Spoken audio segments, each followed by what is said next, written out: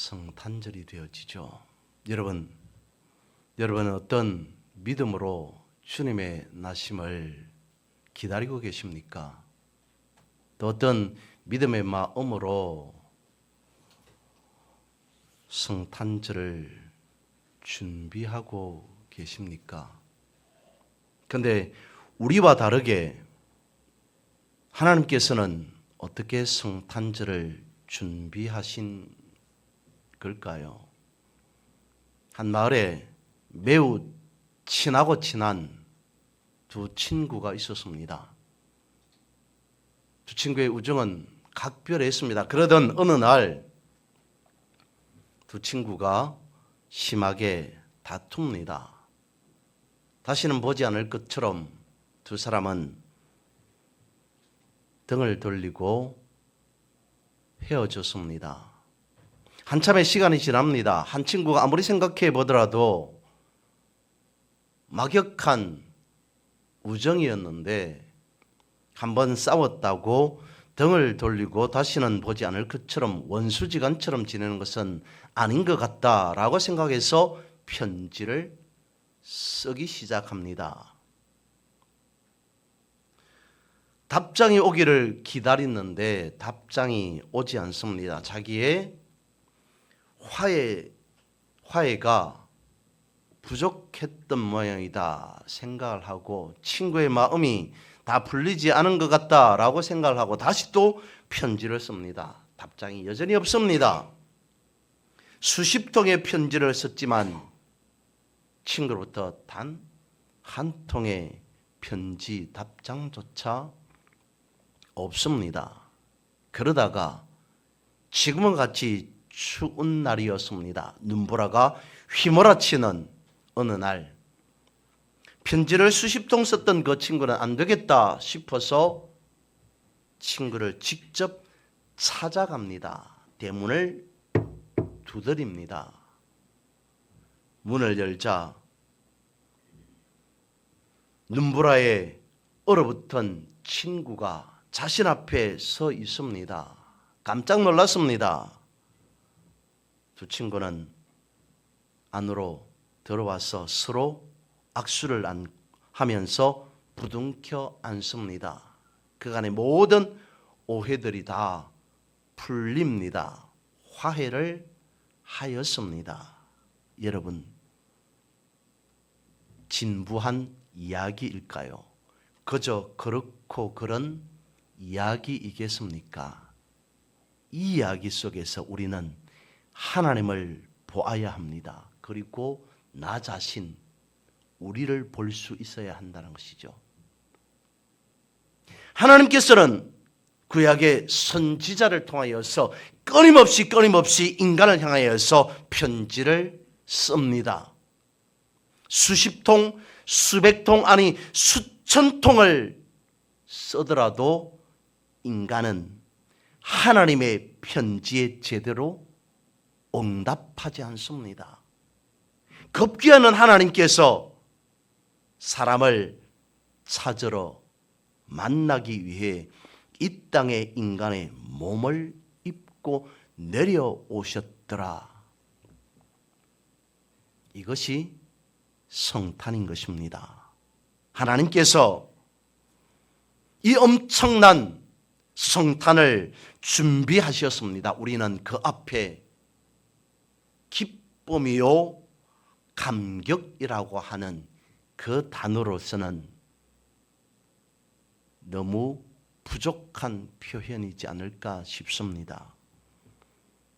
마태복음 22장 41절 이후에 보면 예수님 주변에 어느 날 바리새인들이 모여듭니다. 그때 예수님께서 모여든 바리새인들에게 묻습니다. 그리스도가 누구냐?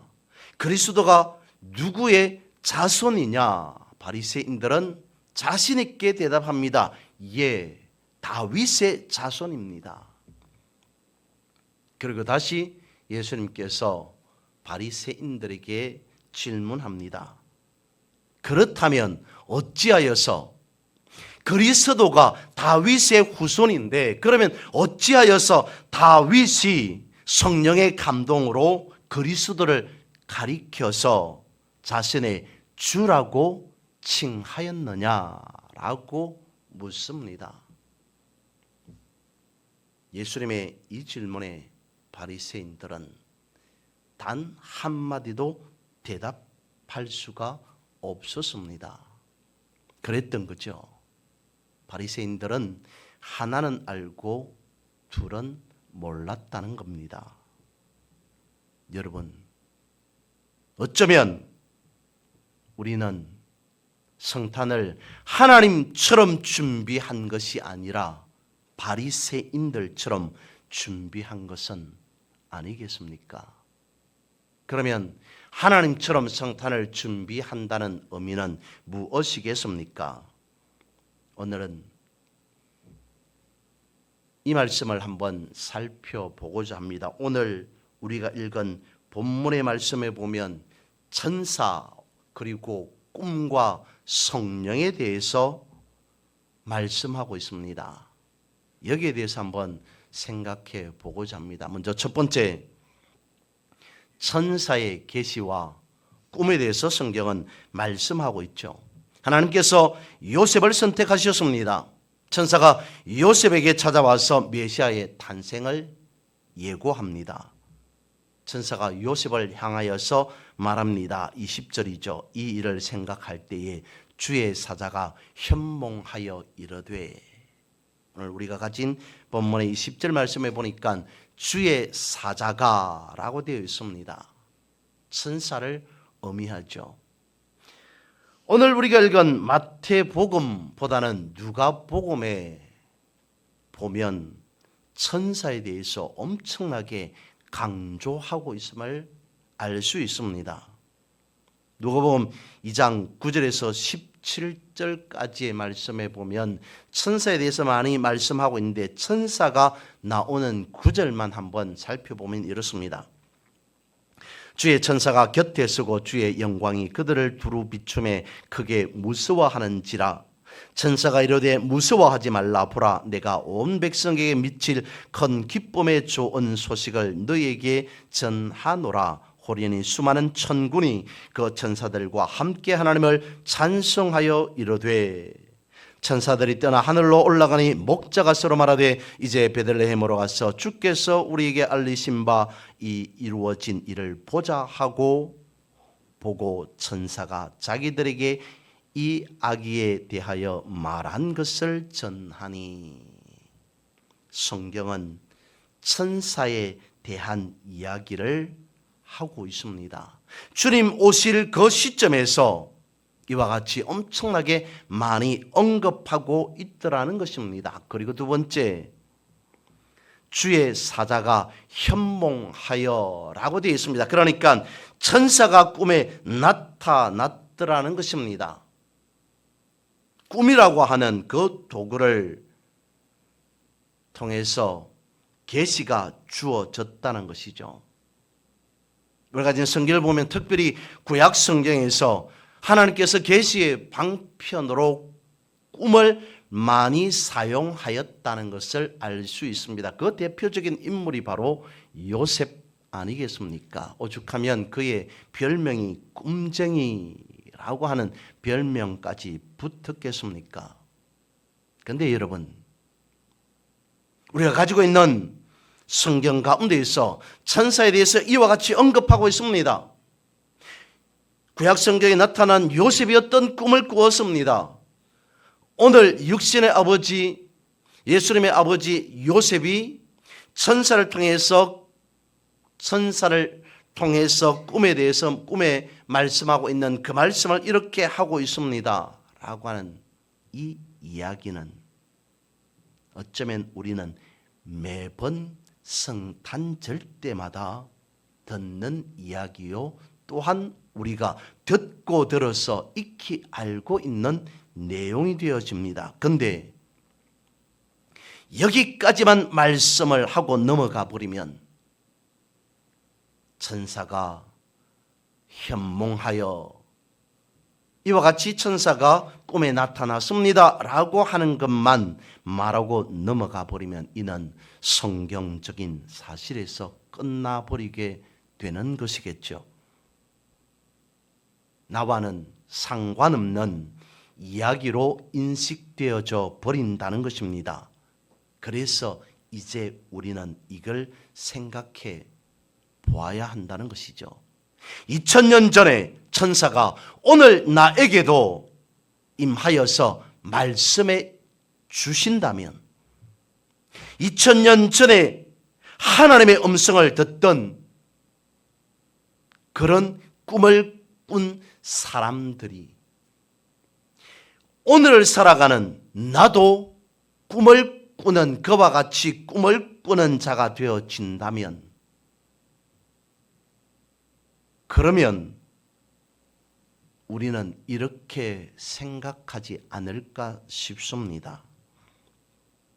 아니, 그것은 2000년 전의 이야기 아닙니까?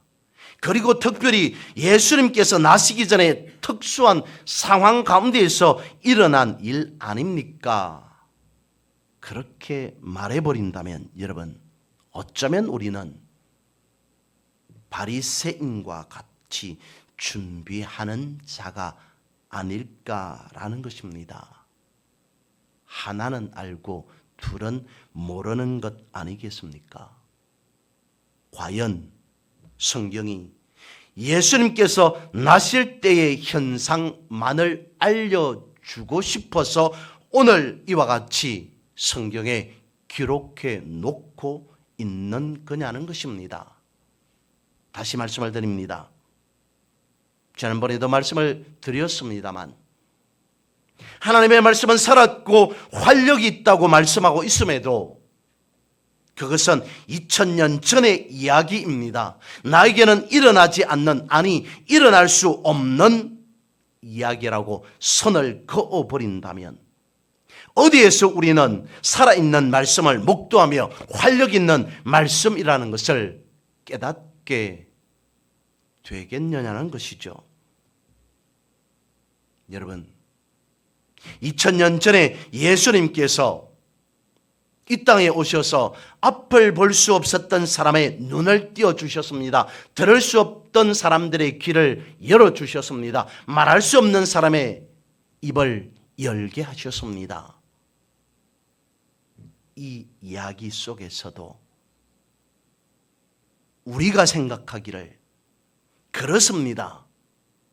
하나님으로 오신, 하나님으로 계시다가 이 땅에 육신의 몸을 입고 오신 예수님이 되시니까, 그러니까 앞을 볼 수 없는 사람을, 들을 수 없는 사람을, 말할 수 없는 사람을, 이런 사람을 고쳐주시고 치유해 주신 것 아닙니까? 그때 당시에 일어난 일, 사건 아닙니까? 라고만 해버린다면 여러분, 그 말씀은 오늘 나와는 아무런 상관이 없는 말씀이 되어져 버린다는 겁니다.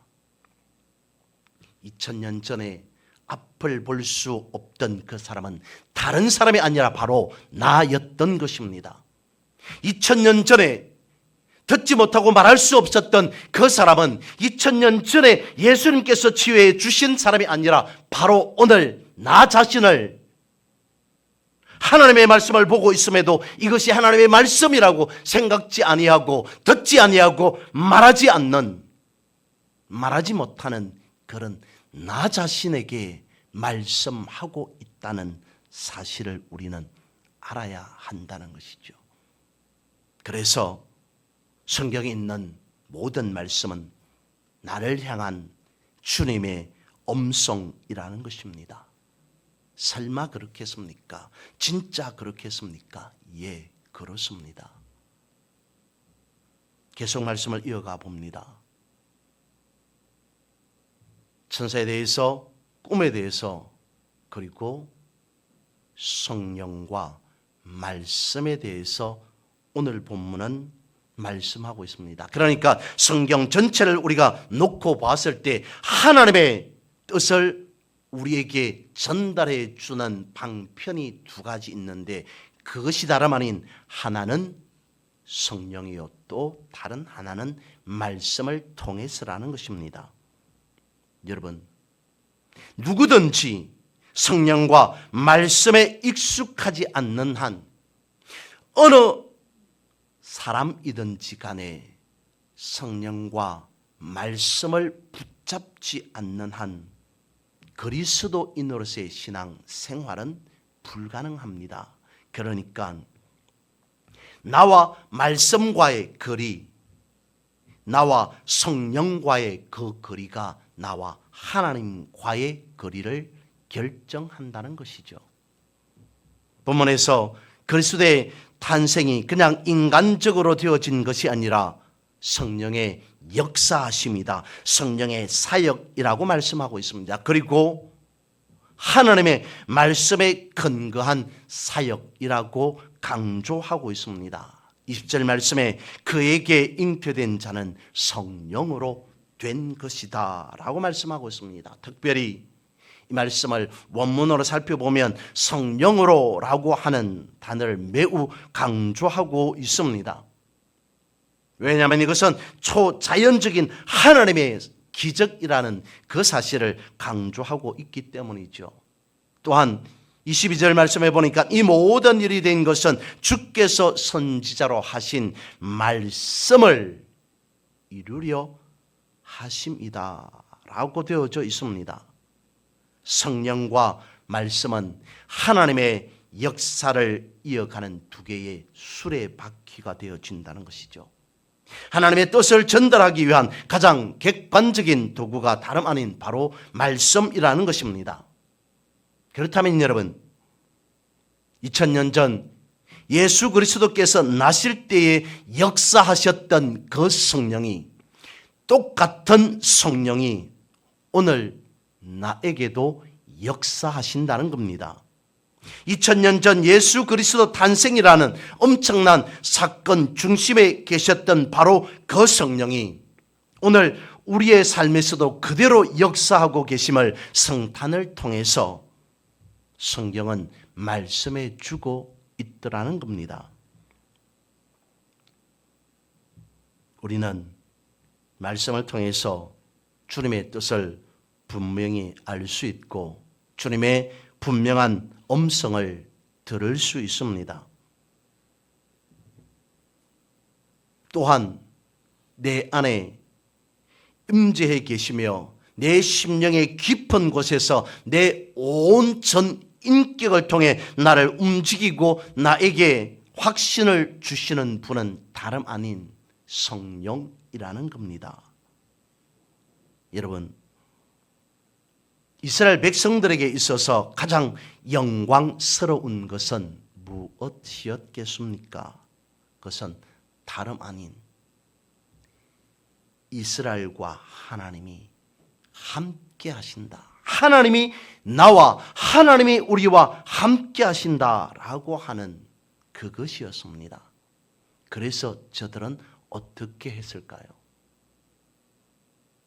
물론 역사 속에서 보면 저들도 엄청난 과오를 행했습니다. 그런데 저들은 그랬다는 것입니다. 기록된 말씀이 나에게 일어나는 말씀이 되어진다면 얼마나 영광이겠느냐. 그 말씀이 다름 아닌 하나님의 말씀이기 때문이었습니다. 그래서 기록된 말씀을 끌어당겨서 현실에서 일어나는 역사로 만들려고 했던 것이 다름 아닌 이스라엘이었다는 것입니다. 이스라엘 백성들은 하나님의 특별한 임재라는 그 말을 할 때 저들은 제일 먼저 장막, 그러니까 성막을 연상합니다. 왜냐하면 하나님의 특별한 의미에서 하나님은 장막에 임재하신다라고 믿었기 때문이었습니다. 예를 하나 들어봅니다. 요한복음 1장 14절에서 말씀하고 있는 말씀이 육신이 되어 우리 가운데 거하심에 우리가 그의 영광을 보니 아버지의 독생자의 영광이요 은혜와 진리가 충만하더라 라고 하는 이 말씀 속에 나타납니다. 이 구절에서 말씀은 하나님을 뜻하고 있습니다. 그리고 그 한다라고 하는 그 말의 의미는 장막을 친다라고 하는 뜻을 가지고 있습니다. 그래서 말씀이 육신이 되어서 우리 가운데 거하심에라고 하는 그 구절은 마치 이스라엘 백성들이 광야 생활을 할 때에 하나님께서 장막 속에 임하셨던 것처럼 이제 육신을 입고 인간 안에 온전히 임하셨다라고 하는 것을 의미하고 있다는 거죠. 구약의 하나님은 하늘에만 계신다고 인식했습니다. 그러다가 하늘에서 내려오셔서 어디에 계신다고요? 성막 안에, 장막 안에 거한다라고 믿었습니다. 그것만 하더라도 이스라엘 백성 저들에게 있어서는 엄청난 것이었습니다. 지고지순한 하나님께서 높고 높은 하늘에만 계신 줄 알았는데 성막을, 장막을 만들고 보니까 하나님께서는 땅으로 내려오셨습니다. 성막 안에 계신다고 하는 그 믿음을 갖게 되었습니다. 저들의 관점에서 입장에서 이것이 얼마나 엄청난 것이었느냐라고 하는 것입니다. 그런데 여러분 어떻습니까? 하나님은 하늘에만도 아니 성막에만도 계신 것이 아니라 이제는 하나님께서 육신을 입고 이 땅에 오셨습니다. 거기에서만 그칩니까? 뿐만 아니라 그 하나님께서 오늘 내 안에 오셨다라고 말씀하고 있습니다. 성경이 말씀해 주고 싶은 것은 무엇이겠습니까? 높은 곳에 계시는 하나님 아니라는 것입니다. 엄청난 거리가 있는 하나님 아니라는 것입니다. 그 거리와 간격이 없어져 버렸다는 것이죠.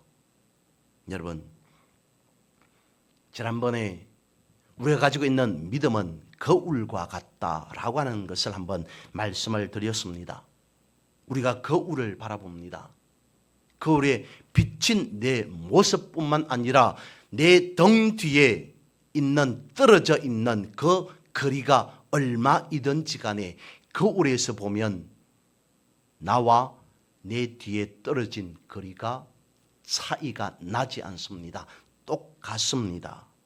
거울 속에 비치는 모습의 거리는 없다는 것입니다. 우주를 창조하신 하나님이 육신을 입고 아기의 모습으로 오셨다, 위대하다, 대단하다라고 하는 것을 말하고자 하는 것이 아니라 거리가, 간격이 없어졌다는 것입니다. 거리를 가늠할 수 없는 하나님이 우리가 육신의 눈으로도 볼 수 있는 그만큼의 가까이 오셨다는 것입니다. 마치 거울에 비친 모습과 같이 말입니다. 성경은 그것을 말씀해 주고 있습니다. 그걸 성경은 이와 같이 말씀하고 있습니다. 임마누엘이라고 말씀하고 있죠. 우리와 함께 하시기 위해서 하나님께서 오셨다. 그 사건이 바로 성탄이다 라고 성경은 가르쳐 주고 있습니다. 이스라엘의 하나님이 예수 그리스도가 되셨습니다. 온 백성들의 지구상에 살아가는 모든 사람들의 주가 되셨습니다. 이스라엘만의 하나님이라고 믿었던 저들이 그 하나님이 온 우주의 땅에 살아가는 구주가 되셨습니다. 그리고 지금 나의 우리의 구세주가 되셨다라고 성경은 말씀하고 있지 않습니까? 21절입니다. 이는 그가 자기 백성을 그들의 죄에서 구원할 자이심이라 하니라. 예수 그리스도께서 누구를 구원하셨다고요? 그렇습니다. 그분은 2000년 전에 오셨다가 부활하시고 다시 성천하셨습니다 라고만 한다면 그것은 임마누엘이 아닌 것이죠. 주님이 2000년 전에 오셔서 지금 나와 함께 내 안에 계십니다. 2000년 전에 흘리신 십자가 보혈로 지금 내가 정결하게 깨끗하게 씻음 받았음을 아는 것이 다름 아닌 성탄이라는 것입니다. 성경에서 말씀하시는 그 말씀이 오늘 나에게도 이루어지는 말씀이라는 것이죠. 여기서 성경이 나를 향한 하나님의 음성이라는 중요한 단어를 우리는 살펴보고자 합니다. 22절과 23절 말씀입니다. 이 모든 일이 된 것은 주께서 선지자로 하신 말씀을 이루려 하심이니 이르시되 보라 처녀가 잉태하여 아들을 낳을 것이요 그 이름은 임마누엘이라 하리라 하셨으니 이를 번역한즉 하나님이 우리와 함께 계시다 함이라 라고 되어 있습니다. 여기에서 선지자로 하신 말씀, 그것은 다름 아닌 이사야서를 말씀하고 있습니다. 특별히 이사야 말씀의 7장에 보면 오늘 본문의 말씀이 그대로 등장하고 있습니다. 이사야 7장은 이런 상황이었습니다. 유다 왕 아하스가 집권하고 있을 때에 이스라엘 왕 베가와 그리고 아람 왕 르신이 연합하여서 유다를 침공해 옵니다. 그때 유다 왕 아하스는 어떻게 해야만 했을까요? 하나님 앞에 나아가서 하나님을 의지하고 하나님의 도우심을 구해야만 했습니다. 그런데 아하스는 믿음이 없었습니다. 그래서 이스라엘과 아람이라고 하는 이 두 나라가 연합하여서 유다를 침공해 왔으니 힘없는 이 나라 유다가 살아남을 수 있는 유일한 방법은 내가 이 나라 유다가 아수르에게 가서 아수르 왕에게 엎드려서 도와달라고 나의 유다의 형님 나라가 되어지는 막강한 힘을 가지고 있는 아수르에게 찾아가서 도와달라고 하면 우리가 살아남을 수 있지 않을까.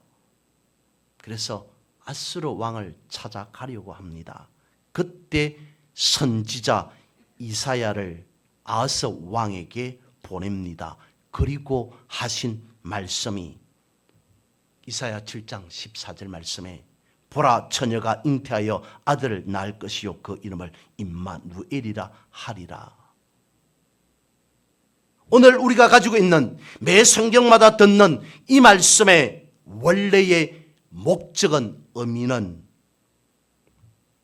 유다를 지켜주신다라고 하는 그 말씀입니다. 아하스 왕이여 어찌하여서 아수르를 의지하려고 하느냐, 이방 나라를 의지하려고 하느냐, 나를 의지하라. 그러면 어떤 일이 일어나게 되어지냐면 마치 처녀가 잉태하여 아들을 낳는 것과 같은 그런 역사가 있게 되어질 것이다. 하나님이 유다를 버리지 않을 것이다 라고 하는, 유다를 지켜주신다는 말씀이었습니다. 그런데 이 말씀을 예수님의 탄생의 말씀으로 받은 것입니다. 그것이 오늘 우리가 가지고 있는 본문의 기록된 말씀이라는 것이죠.